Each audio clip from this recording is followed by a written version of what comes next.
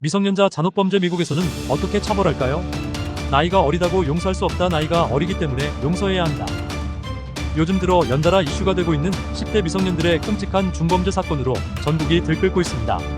사실 청소년들의 도를 넘는 범죄 행위가 논란이 된 것은 어제 오늘의 일은 아닙니다. 지금까지 집단 폭행, 집단 성폭행 등 어린 소년 소녀들이 저질렀다고는 믿기 어려운 범죄 등이 사건들이 심심치 않게 언론을 통해 보도되어 왔습니다. 그럴 때마다 덩달아 논란이 되고 있는 것이 있으니 바로 소년법 개정을 둘러싼 찬반 논쟁입니다. 현재 만 14세인 형사 미성년자의 연령을 낮추도록 법 개정을 해야 한다는 의견과 아직은 시기상조라는 의견이 팽팽히 맞서고 있는 것이죠.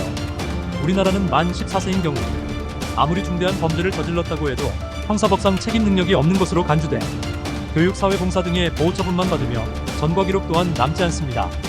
과연 일부의 주장처럼 이와 같은 현행법은 너무 관대한 걸까요?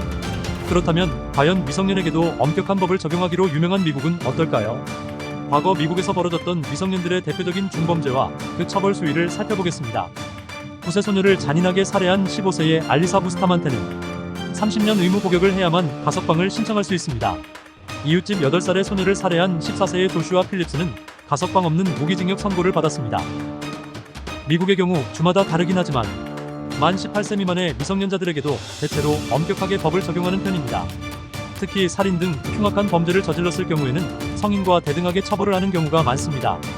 또한 35개 주에서는 처벌할 수 있는 연령 제한이 따로 없으나 나머지 주는 대략 만 6에서 10살을 기준으로 하고 있습니다. 이에 비해 영국의 경우에는 만 10세, 프랑스는 만 13세, 일본과 독일은 우리나라와 같은 만 14세입니다. 미국의 판례법에 따르면 대부분의 주에서 7세 미만은 형사 기소할 수 없도록 하고 있으며 14세까지는 기본적으로는 범죄 고의성이 형성되지 않지만 증거가 확실할 경우에는 기소도 가능합니다. 그리고 14세 이상은 성인과 동일하게 무기징역까지 가능한 기소가 가능합니다. 다만 대부분은 성인보다 가벼운 처벌을 받는 경우가 더 많습니다. 2000년대 중반까지는 미성년에게도 사형 선고를 내릴 수 있었지만 2005년 연방대법원에서 위헌 판결을 내린 후 현재는 불가능해진 상태입니다. 이때 눈여겨볼 점은 18세 미만의 미성년에게 선고할 수 있는 가석방 없는 무기징역 JLWOP입니다. 현재 미국은 전 세계에서 JLWOP 선고를 내릴 수 있는 유일한 나라입니다. 세계 그 어떤 나라도 미성년자에게 가석방 없는 무기징역을 선고하지 않고 있습니다. 다른 한편으로 이들은 JLWOP를 선고 받은 미성년들 가운데는 억울한 경우도 많다는 점을 고려해야 한다고 주장합니다. 가령 현재 JLWOP 선고를 받고 복역 중인 25% 이상이 중죄모사를 범했거나 뜻하지 않게 살인사건의 공범으로 몰리거나 혹은 살해 현장에 없었던 것으로 알려졌습니다. 즉, 중범죄에 대해서는 강력한 처벌을 하되 사건에 대해 정확하고 공명정대한 수사 시스템이 필요하다는 생각을 해봅니다. 그래야 억울한 누명을 뒤집어 쓰는 사건을 방지할 수 있겠죠. 하지만 아무리 그렇다고 해도 그들이 저지른 잔혹한 범죄 행위를 생각한다면 JLWOP와 같은 선고가 결코 가혹한 것이 아니라고 주장하는 사람들도 있습니다. 특히 어른도 감히 생각할 수 없는 범죄 행각을 저지르는 경우를 보면 과연 아무것도 모르는 순진한 청소년이 우발적으로 저지른 범죄가 맞나 의문이 들 정도입니다. 지난 2009년 미주리주에서 이웃집의 9세 소녀인 엘리자베스 홀튼을 숲속으로 유인해서 잔인하게 살해했던 알리사 부스타만테의 경우가 바로 그랬습니다. 당시 부스타만테의 나이는 15세였습니다. 소녀의 목을 졸라 교살한 후 목과 손목을 칼로 그은 다음 땅속에 매장했던 부스타만테는 범죄를 저지른 후 자신의 일기장에 이렇게 소감을 적기도 했습니다. 방금 사람을 죽였다.